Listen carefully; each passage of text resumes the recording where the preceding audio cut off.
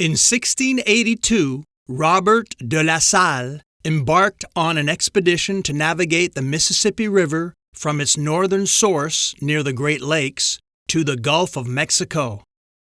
During this expedition, La Salle and his party constructed a small fort along the Big Muddy called Fort Prud'homme in West Tennessee. Thereafter, he ultimately reached the mouth of the Mississippi, where he formally claimed the vast river valley territory for France, calling it La Louisiane, or Louisiana, in honor of Saint Louis and King Louis XIV. La Salle also encountered various Native American tribes along his journey, including the Natchez, whose contentious relationship with the French over the ensuing decades led to a dramatic climax in 1729, highlighting the complex interactions between European adventurers and Native American populations during this period of exploration and colonization. The French of Louisiana and the Natchez Indians.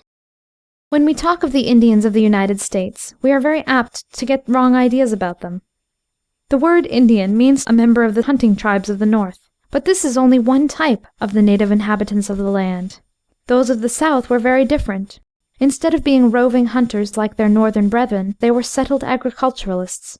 If any feel a doubt of this, let them read what La Salle and the intelligent priest who went with him had to say about the Indians of the lower Mississippi, their government, agriculture, and friendliness of disposition, and their genial and sociable manner.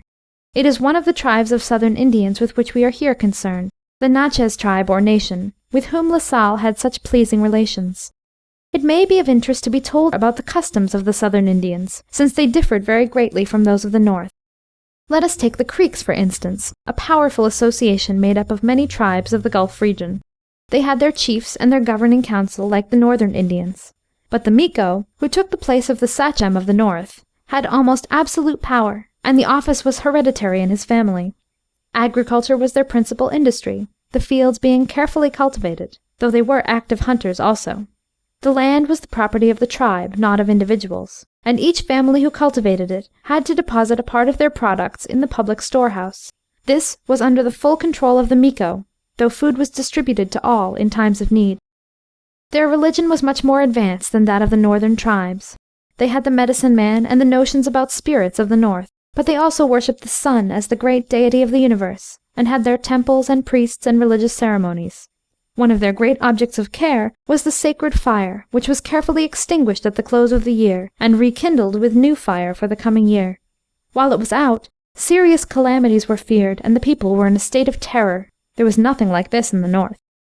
The most remarkable of the United States Indians were the Natchez. Not only La Salle, but later French writers have told us about them.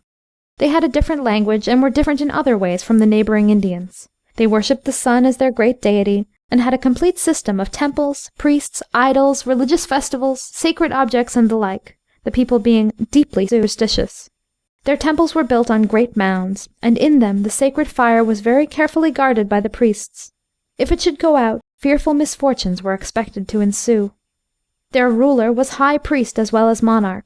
He was called the Sun, and was believed to be a direct descendant of the great deity. He was a complete autocrat, with the power of life and death over the people, and his nearest female relative, who was known as the woman chief, had the same power. On his death there were many human sacrifices, though it was not his son, but that of the woman chief who succeeded to the throne. Not only the ruler, but all the members of the royal caste were called sons, and had special privileges. Under them there was a nobility, also with its powers and privileges, but the common people had very few rights. On the temple of the sun were the figures of 3 eagles, with their heads turned to the east. It may be seen that this people was a very interesting one, far advanced in culture beyond the tribes of the north, and it is a great pity that they were utterly destroyed and their institutions swept away before they were studied by the scientists of the land. Louisiana was not settled by the French until about 20 years after La Salle's great journey, and New Orleans was not founded until 1718. The French gradually spread their authority over the country, bringing the Mississippi tribes under their influence. Among these were the Natchez, situated up the river in a locality indicated by the present city of Natchez. The trouble with them came about in 1729. The new French governor, Monsieur Perrier, had placed a French officer named Chopard. Chopard, on his return to the Natchez country, was full of great views in which the rights of the old owners of the land did not count. He was going to make his province a grand and important one, and in the presence of his ambition, the old inhabitants must bend the knee. He wanted a large space for his projected settlement, and on looking about, could find no spot that suited him but that which was occupied by the Indian village of the White Apple. He sent to the son of the village, bidding him to come to the fort, which was about 6 miles away. When the chief arrived there, Chopard told him that he had decided to build a settlement on the site of the White Apple village, and that he must clear away the huts and build somewhere else. His excuse was that it was necessary for the French to settle on the banks of the rivulet on whose waters stood the grand village and the abode of the grand sun. The son of the apple was taken aback by this arbitrary demand. He replied that his ancestors had dwelt in that village for as many years as there were hairs in his head, and that it was good that he and his people should continue there. This answer threw Chopard into a passion, and he violently told the son that he must quit his village in a few days, or he should repent it. "When your people came to ask us for lands to settle on," said the Indian in reply, "you told us that there was plenty of unoccupied land which you would be willing to take. The same sun, you said, would shine on us all, and we would all walk in the same path." Before he could proceed, Chopard interrupted him, saying that he wanted to hear no more, he only wanted to be obeyed. At this, the insulted chief withdrew, saying that he would call together the old men of the village and hold a council on the affair. The Indians, finding the French official so arbitrary, at first sought to obtain delay, saying that the corn was just above the ground, and the chickens were laying their eggs. The commandant replied that this did not matter to him. They must obey his order, or they should suffer for their obstinacy. They next tried the effect of a bribe, offering to pay him a basket of corn and a fowl for each hut in the village if he would wait till the harvest was gathered. Chopard proved to be as avaricious as he was arbitrary, and agreed to accept this offer. He did not know the people he was dealing with. Stung with the injustice of the demand, and deeply incensed by the insolence of the commandant, the village council secretly resolved that they would not be slaves to these base intruders, but would cut them off to a man. The oldest chief suggested the following plan. On the day fixed, they should go to the fort with some corn, and carrying their arms as if they were going out to hunt. There should be 2 or 3 Natchez for every Frenchman, and they should borrow arms and ammunition for a hunting match to be made on account of a grand feast, promising to bring back meat in payment. The arms, once obtained, the discharge of a gun would be the signal for them to fall on the unexpecting French and kill them all. He further suggested that all the other villages should be apprised of the project and asked to assist. A bundle of rods was to be sent to each village, the rods indicating the number of days preceding that fixed for the assault. That no mistake might be made, a prudent person in each village should be appointed to draw out a rod on each day and throw it away. This was their way of counting time. The scheme was accepted by the council, the son warmly approving of it. When it was made known to the chiefs of the nation, they all joined in approval, including the grandson, their chief ruler, and his uncle, the stung serpent. It was kept secret, however, from the people at large, and from all the women of the noble and royal castes. Chopard and some other Frenchmen went on the night before the fatal day to the great village of the Natchez on a party of pleasure, not returning till break of day. In the meantime, the secret had grown more open, and on his entering the fort he was strongly advised to be on his guard.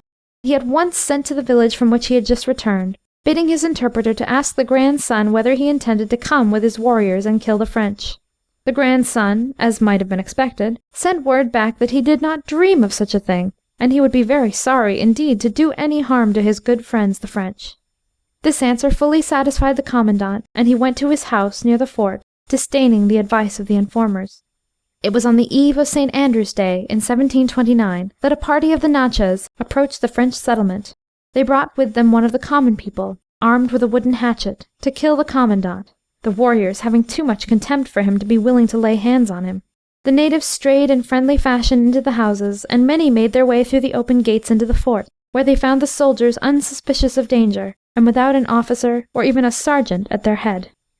Soon the grandson appeared with a number of warriors laden with corn, as if to pay the first installment of the contribution. Their entrance was quickly followed by several shots. This being the signal agreed on, in an instant the natives made a murderous assault on the unarmed French, cutting them down in their houses and shooting them on every side. The commandant ran in terror into the garden of his house, but he was sharply pursued and outdown.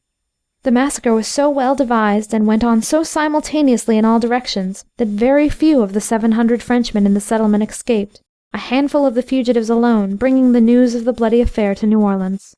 The Natchez completed their vengeance by setting on fire and burning all the buildings, so that of the late flourishing settlement, only a few ruined walls remained. The news of the massacre reached New Orleans. Active steps were taken for revenge. A force, largely made up of Choctaw allies, assailed the fort of the Natchez. The latter asked for peace, promising to release the French women and children they held as prisoners. This was agreed to, and the Indians took advantage of it to vacate the fort by stealth under cover of night, taking with them all their baggage and plunder. They took refuge in a secret place to the west of the Mississippi, which the French had much difficulty to discover. The place found, a strong force was sent against the Indians, its route being up the Red River, then up the Black River, and finally up Silver Creek, which flows from a small lake near which the Natchez had built a fort for defense against the French. This place they maintained with some resolution, but when the French batteries were placed and bombs began to fall in the fort, the warriors, horrified at these frightful instruments of death, made signals of their readiness to capitulate. Night fell before terms were decided upon, and the Indians asked that the settlement should be left till the next day. Their purpose was to attempt to escape as they had done before during the night, but they were too closely watched to make this effective. Some of them succeeded in getting away, but the great body were driven back into the fort, and the next day were obliged to surrender at discretion. Among them many warriors, women, and children. All the captives were carried to New Orleans in order that the Natchez nation might be utterly rooted out. Those of the warriors who had escaped from the fort, and others who were out hunting, were still at large, but there were few women among them, and the nation was lost past renewal. These fugitives made their way to the villages of the Chickasaws, and were finally absorbed in that nation, and thus that nation, the most conspicuous in the colony, and most useful to the French, was destroyed. It led to lamentable consequences in the utter destruction of the Natchez nation and the loss of one of the most interesting native communities in America. La Salle returned to the Mississippi Basin to establish settlements on the Gulf of Mexico, but was assassinated in southeastern Texas in 1687. 12 years later, the Montreal-born soldier, explorer, trader, and colonial administrator Pierre Le Moyne d'Iberville rediscovered the mouth of the Mississippi and officially founded the New France colony of Louisiana. I'm Mark Vinette, and I hope you're enjoying the ride.